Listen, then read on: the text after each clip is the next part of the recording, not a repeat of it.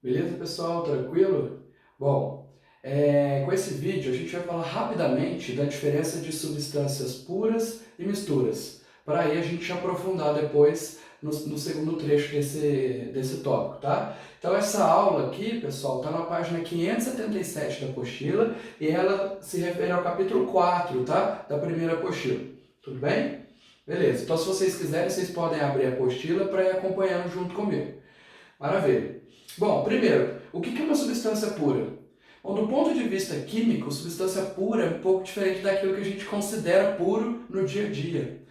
Água pura para a gente é água filtrada, só que a água filtrada não é substância pura no ponto de vista químico. Substância pura é uma reunião de moléculas iguais, não pode ter nenhuma moléculazinha intrusa. Então olha aqui, ó, quando eu pego essa água, ela é realmente pura, porque todas as moléculazinhas são idênticas, não tem nenhuma molécula diferente. Reunir moléculas iguais, substância pura. Tudo bem? Agora, a água que a gente toma, a água potável, não é pura, porque além da água tem alguns sais minerais dissolvidos que a gente não percebe, e a água que vem do tratamento de esgoto, de água, ela ainda apresenta cloro, flúor, então ela não é de maneira nenhuma substância pura. Tem várias substâncias envolvidas ali formando uma mistura. Tudo bem? Então aqui a gente tem substância verdadeiramente pura. É aquela que eu tenho apenas moléculas idênticas, iguais. Existem dois tipos de substâncias puras. As substâncias puras simples e as compostas. O que são substâncias puras simples? Bom, se são substâncias puras, é reunião de moléculas iguais. Substância pura, reuni, coloquei várias moléculas iguais no mesmo sistema. Mas o que é uma substância pura simples? É aquela em que as moléculas têm a mesma cara. As moléculas são formadas por um único elemento químico. Olha só aqui, ó. Para formar essas moléculas eu usei só bolinha amarela. Cada tipo de bolinha representa um elemento diferente. Para formar essas moléculas, apesar de serem moléculas duplas, mas eu usei só bolinhas vermelhas, ou seja, só um elemento químico. Para formar essas moléculas aqui, eu reuni também só bolinhas vermelhas. Tá vendo que com a mesma bolinha eu montei moléculas distintas, só que eu separei os sistemas. Então, em cada um desses quadradinhos, eu tenho apenas moléculas iguais. E todas elas são formadas pelo mesmo elemento químico, por um único elemento químico. Portanto, são substâncias puras simples. Mas as substâncias puras compostas, a abordagem é um pouquinho diferente. Bom, se são substâncias puras, é porque eu reuni moléculas iguais. Então, aqui dentro desse quadradinho, as duas moléculas são idênticas. Aqui dentro desse quadradinho, as duas moléculas também são idênticas. Então, são substâncias puras, os dois sistemas. Mas por que não é simples? Veja bem, para formar uma dessas moléculas, eu usei 3 esferas diferentes, ou seja, 3 elementos químicos diferentes. E para formar cada uma dessas moléculas, eu usei 2 tipos de bolinhas, 2 tipos de elementos químicos diferentes. Portanto, são substâncias compostas por elementos diferentes, tudo bem? Cuidado que as pessoas costumam confundir substância composta com mistura. Não é uma mistura. Substância composta, as moléculas são idênticas, mas para formá-las eu precisei de elementos diferentes, tá bom? Para tirar essa dúvida, vamos analisar os 2 casos que eu tenho misturas. Misturas são reuniões de substâncias diferentes. Portanto, quando eu bater o olho no sistema, eu vou perceber que tem moléculas diferentes. Olha aqui, quando eu olho nesse trecho, todas as moléculas são iguaizinhas? Não, tem molécula que é 2 bolinhas azuis, tem molécula que é 2 bolinhas vermelhas. Portanto, tem moléculas diferentes, já não é substância pura, é mistura. Beleza, e aqui? Bom, aqui está muito diferente. Tem íon verde, molécula vermelha, então tem um monte de coisa diferente aqui. Moléculas diferentes, mistura, tá bom? Então nesses 2 trechos eu tenho misturas, porque eu reuni estruturas diferentes no mesmo recipiente. Maravilha.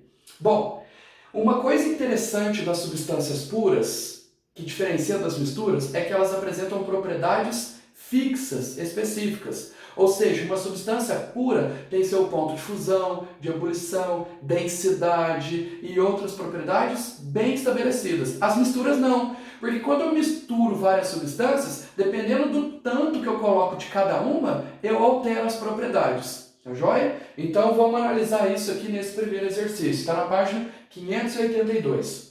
A partir de 2019, a Anvisa, que é a Agência Nacional de Vigilância Sanitária, vai proibir a fabricação, importação e comercialização de termômetros e medidores de pressão que utilizam colunas de mercúrio para diagnósticos de saúde. O objetivo é evitar danos à saúde e ao ambiente, uma vez que o mercúrio é um material muito tóxico. Sabendo que a temperatura de fusão do mercúrio é menos 39 e a temperatura de ebulição é 357, assinale em qual condição a seguir ele não poderia ser usado. Para ele ser usado, o objeto que eu vou medir a temperatura tem que ter uma temperatura entre os pontos de fusão e ebulição, para garantir que o mercúrio continue líquido. Porque se for um objeto que tiver uma temperatura abaixo do ponto de fusão do mercúrio, o mercúrio congela, aí ele não anda lá na coluna. E se for acima da temperatura de ebulição, ele evapora, aí eu não consigo perceber mais a medição. Então vamos lá. Ele serviria, eu quero saber qual que ele não pode, tá? Ele poderia ser usado para medir a temperatura ambiente? Poderia. A temperatura ambiente é 25 graus Celsius e estaria dentro desse intervalo aqui, sem problema nenhum. O mercúrio não evaporaria nem congelaria. Serviria para medir a temperatura de ebulição da água ao nível do mar? A água ao nível do mar, ela entra em ebulição a 100 graus Celsius. Apesar de ser uma temperatura alta, ainda está longe do ponto de ebulição dele, ó, que é 357. Então poderia, não tem problema nenhum. Poderia servir para medir a temperatura do chumbo fundido, que é o chumbo derretido, que é 327 graus Celsius. Bom, vamos tomar cuidado agora. 327 já é uma temperatura muito alta. Qual que é a temperatura de ebulição do mercúrio? 357. Então, apesar de o chumbo estar numa temperatura muito alta, ainda não atingiu o ponto de ebulição do mercúrio. Então, o mercúrio continua líquido, então ainda serve para fazer a medição. Beleza. Letra D. Serviria para medir a temperatura de um alto forno, aproximadamente 2.000 graus Celsius? Bom, aí não. Por quê? Porque a 2.000 graus Celsius, o mercúrio já entrou em ebulição faz tempo. Ele entra em ebulição a 357. Então ele já teria virado um gás e já não serve mais para fazer medição. Então seria essa a alternativa, pessoal. Não daria para medir a temperatura de um alto forno, porque ela é muito alta. Tá bom? Beleza? Exercício 2. Em um laboratório de química, um pesquisador começou a separar os materiais que iria usar em uma experiência. Ao pegar uma amostra de um determinado metal, ele derreteu em sua mão, igual está aqui na imagem. Então ele pegou um metal e o metal derreteu na mão dele. Que estranho, né? Letra A. Lembrando que a temperatura do corpo humano é de aproximadamente 36 graus e meio, 36,5, assinale o metal que se derreteu, que fundiu quando o pesquisador segurou. Para segurar, a temperatura do corpo nosso tem que ser maior que a temperatura de ebulição do metal. Ou seja, a temperatura nossa superou a ebulição do metal, aí ele derreteu. Tudo bem? Vamos olhar aqui os casos. O ouro, temperatura de fusão 1064. A temperatura do corpo nosso está muito longe de atingir esse valor. Então não é o ouro. Ferro, temperatura de fusão 1538. Você pode pegar um pedacinho de ferro aí que ele não vai derreter. Porque para derreter ele tem que chegar a 1500. E o nosso corpo não tem essa temperatura. Galho, temperatura de fusão 29,8. Olha a temperatura de fusão desse metal, 29, não é nem 30, e o nosso corpo está a 36, ou seja, o nosso corpo está com uma temperatura maior que a temperatura de fusão desse metal. Então ele sofre fusão, ou seja, ele derrete em contato com o nosso corpo. Por isso que a resposta desse exercício é o galho. Tudo bem, pessoal? A gente já tinha visto exercícios como esse nos outros capítulos, que a temperatura do meio, comparado com as temperaturas de fusão e ebulição de uma substância, determina se a substância vai estar sólida, líquida ou gasosa. Perfeito. Qual que é a explicação para que isso tenha acontecido? Por que o galho derreteu? Bom, acabamos de explicar. Como a temperatura do nosso corpo é maior que a sua temperatura de fusão, ele sofre fusão quando em contato com o nosso corpo. Tudo bem? Então essa é a explicação.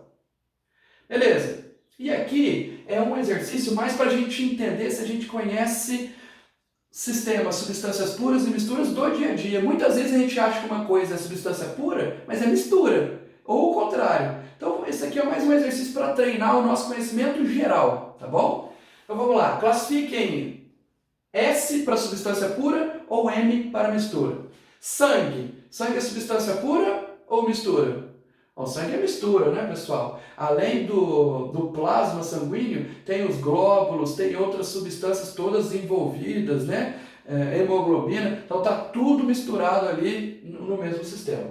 O vinho é uma mistura também. Tem a água, tem o álcool, né, que é uma bebida alcoólica, tem o extrato da uva, o fermentado. Então, o vinho é uma mistura. Salmoura. Salmoura é a união de sal com água, só que bastante sal, bem concentrado. Bom, se tem sal e água, já é mistura. Granito. Quem lembra do granito? O granito é uma rocha que é formada por vários minerais diferentes. Portanto, ele é uma mistura de vários minerais diferentes. Maravilha. Então, o granito mistura. O cobre. Se eu pensar no cobre metálico, o cobre sozinho, mais nada, é substância pura. Então, só cobre é só um elemento químico, só substância pura.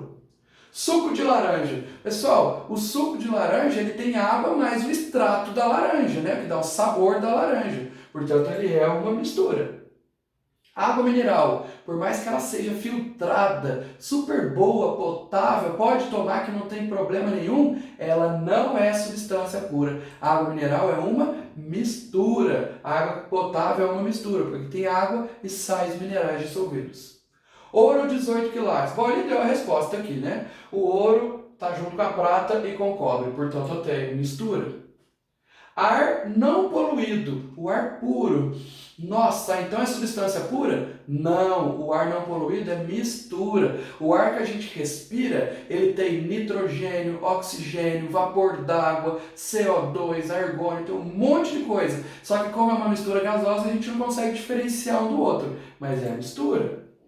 Medalha de bronze, de novo ele deu a resposta aqui. É cobre com estanho, são duas substâncias juntas, portanto é uma mistura.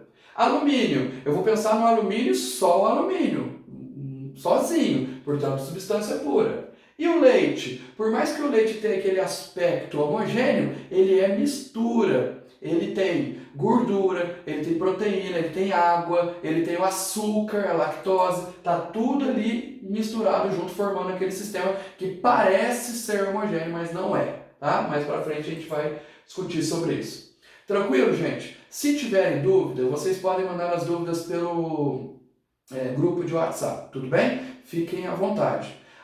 No próximo vídeo eu vou terminar esse capítulo e aí a gente discute sobre a tarefa. Tá joia? Muito obrigado.